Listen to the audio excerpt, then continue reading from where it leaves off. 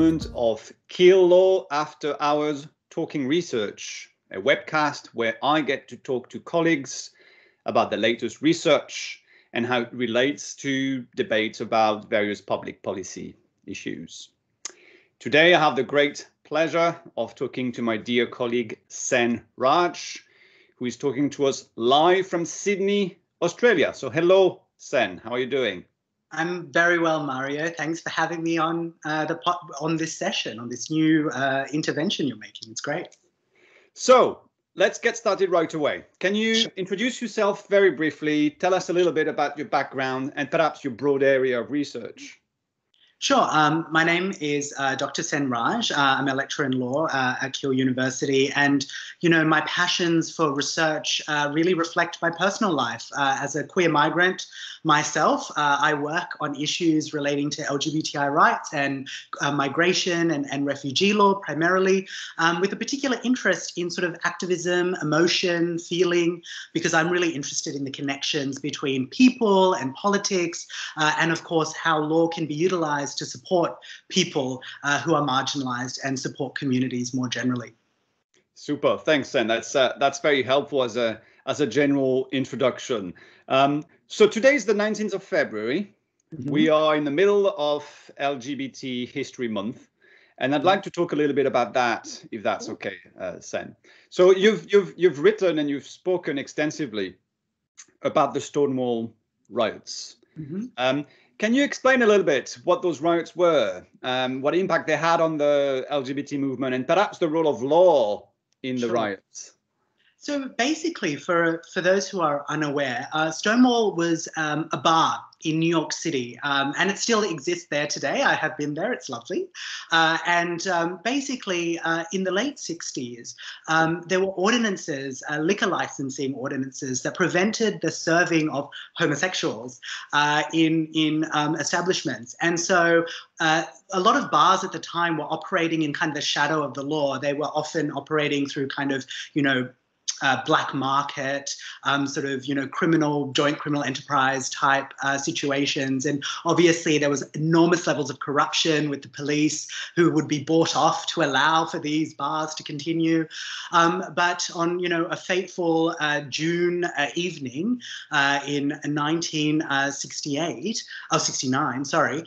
you had basically, the police raid the bar, right, because they were undertaking illegal activities. This wasn't new. The bar had been doing it for a long time. The police had known. This was a particular sort of politicized intervention that they were trying to make. And the people in the bar had enough. So people were saying, why are you doing this? And it was the catalyst for a riot, essentially. So you had a lot of people. You've got to remember that Stonewall was a place for hustlers, right? Sex workers, trans women, particularly trans women of color, lesbians, people who weren't socially acceptable and generally undesirables within the community. So it wasn't just people who are gay or lesbian, of course, but people who are, black, brown, people from, a marginalized migration status, right? Undocumented folks. And so you had people just having enough of state intervention in their life and policing. And so it catalyzed days of this kind of ongoing protest, riot, so much kind of difference of opinion around how to characterize this event. And in many ways, it reflects the fact that Stonewall has now become this sort of birth of the gay rights movement. And in many ways, it is now a symbol, more so than a particular discrete aspect of history. So there's so much myth. So many of the participants in the event tell slightly different stories about who threw, the first brick, or who catalyzed the movement. But of course, that ignores the fact that it was a collective effort, right? It's less about individual heroes. But of course, we have to acknowledge the work of people like Marsha P. Johnson, Sylvia Rivera, Stormy DeLavery, who were, these black women, Latina women, trans women, lesbians, who were pivotal in kind of, refusing to cede that space. So in many ways today, when we talk about Pride, we obviously are commemorating those riots, and in many ways commemorating that spirit of activism and protest, particularly in retaliation to laws and policies that basically policed people's personal, intimate, and of course, public lives. So that's really interesting. So you talk about Pride as this sort of commemoration and celebration of activism and protest, rather than it just being, you know, a big party on the streets, which it also is, obviously. But I'd like to talk a little bit about the Pride as this essential element in the LGBT movement generally. Can you tell us a bit about the impact of COVID on LGBT lives generally, if there are any specific impacts, and its impact on the Pride movement more specifically, perhaps? Absolutely. I mean, I think it's safe to say that, you know, all communities have been affected by COVID, but of course, it has disproportionately affected those who have limited access to healthcare, those with precarious employment, you know, insecure migration status as borders are closed and people now find it difficult to move. But for LGBTI people in particular, you know, whether they're people seeking asylum or whether they're people who are already domiciled and have relatively secure immigration status, the closure of social venues and spaces like bars and clubs has had a particularly negative impact because, of course, when you're unsafe at home, you go to these spaces to find community, to find joy, to find pleasure. So while, you know, the home has become this increasingly important public health intervention, and while lockdowns, of course, are justified, it has had a really troubling impact for people where homes aren't safe. And we know this is true, obviously, for people in situations of domestic and family violence, but also, you know, when your sexuality places you at risk at the home or your gender identity expression places you at risk at the home, where can you go now? And of course, virtual spaces do provide some element of respite. But again, there are security and safety issues. You know, if you don't have privacy, then you're not going to feel comfortable accessing those spaces. Whereas, of course, saunas, clubs, they offered relative spaces of privacy and anonymity, which for a lot of people was really crucial to them being their authentic selves, to use that word. And of course, as we know, physical prides have been cancelled because we can't have large gatherings anymore. So people who want to find their communities through those spaces no longer have access to do so. So in many ways, COVID has had a really pernicious impact, not simply in terms of the health consequences, but also thinking about the public health measures that have been introduced and how those restrictions have really limited access to spaces that, you know, LGBTI people in particular, not to say others don't also have important, you know, access to spaces, but LGBTI people in particular use these spaces to find community. And that's been really difficult as a result of the pandemic. Thanks, and it's really, really helpful. I'd like now to talk a bit about something that you said last year in your Belfast Pride lecture. Perhaps you can tell us a bit more about what the lecture is more generally, but in it you said the following thing, and I'm going to quote directly from what you said. Mm-hmm. You said, alleviating the kind of inequalities faced by trans people and the LGBTI community more generally requires us to disrupt existing political systems and reimagine our ways of living together. And then you said law reform and legal recognition aren't enough. Mm-hmm. Can you elaborate a little bit on this? Sure. I mean, you know, when we think about rights and rights language, we often turn to law as the space to secure our safety, our visibility, our well-being more generally. But so often law fails to do so for several reasons. You know, it's not simply its inability to recognize us, but also how it recognizes us, right? The terms through which we are able to be seen as, you know, vulnerable, or the terms in which we're seen to be valuable as members of a community or as a society. And of course, for people who are, you know, sex workers, people who are migrants, who are undocumented, people who are subject to hostile immigration environments, for example, in the UK, you know, there is no sense of well-being or safety that law is able to provide for them. And so what we really need to be doing at the moment is to actually challenge those kinds of assumptions around, you know, hostility at a state level. You know, why is it that we elevate certain kinds of people and relationships within the LGBTI space? You know, people talk about marriage equality being the end, if you like, of, you know, the struggles for the community. But of course, maybe for some members of the community, but certainly, you know, if you're a trans person who's being denied healthcare, if you're an intersex person who's subject to involuntary surgeries from birth, if you're a person seeking asylum in detention, you aren't saved by marriage. Or marriage equality. And so, and in fact, it's not simply law reform to get you out of those places, because even once you get asylum, let's say, and you do have citizenship, what about employment? What about finding a community that values you and supports you? Safe housing, right? So I think fundamentally we need to be moving beyond seeing law as the kind of solution to these really intractable, often seemingly intractable social and political situations, and actually build communities that are able to reimagine what care looks like, what mutuality looks like, reciprocity looks like. And I don't think, law as it currently stands is enough. Don't get me wrong. I think law reform is very important. I think, getting people asylum is very important. Having that certificate, that documentation can be the difference between life and death. So I don't want to, devalue or delegitimize that process. But at the same time, it's not enough. Yes, you might be safe, but are you well? Are you healthy? Do you feel good about who you are? These are important questions that I think we need to spend more time talking about. And unfortunately, law isn't necessarily the space to have those conversations. So that's really interesting. And often in those conversations about law, the limits of law, and the best way to think about and protect the specific needs and aspirations and interests of LGBTI people, very often those questions get framed in the language of rights. So I'm kind of want to move away from law generally and talk perhaps more specifically about rights as a type of discourse. So very often those struggles, those questions are framed in the language of rights: the right to life, the right to security and privacy, the right to be free from torture, degrading, inhumane treatment, and so on. And you're not just a scholar, you're also a prominent activist. And very often as an activist, you yourself are seen wearing a T-shirt that says love is a human right. And so can you tell us a little bit about the value of the rights discourse, its potential, and of course its limits or its pitfalls in LGBTI struggles?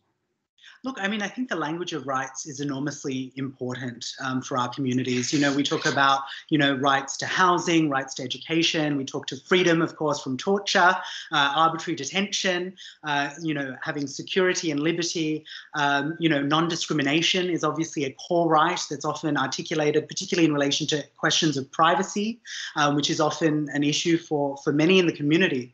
But of course, the language of rights is actually relatively new. If you think about the broad space of sort of gay liberation, I was talking about Stonewall earlier, it wasn't a rights discourse. Back in the 60s, when they were agitating for change, it was about getting the state off the back.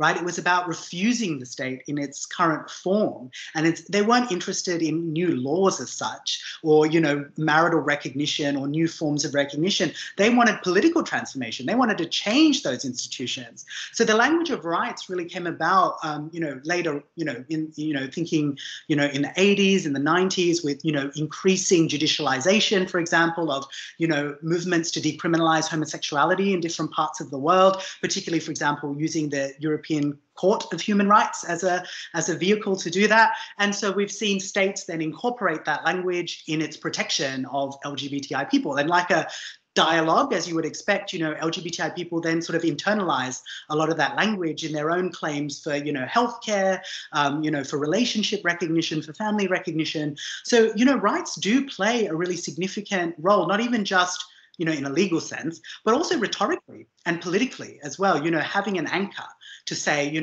I deserve the right not to be discriminated against. I have the right not to be tortured. I have the freedom to express myself without arbitrary state interference.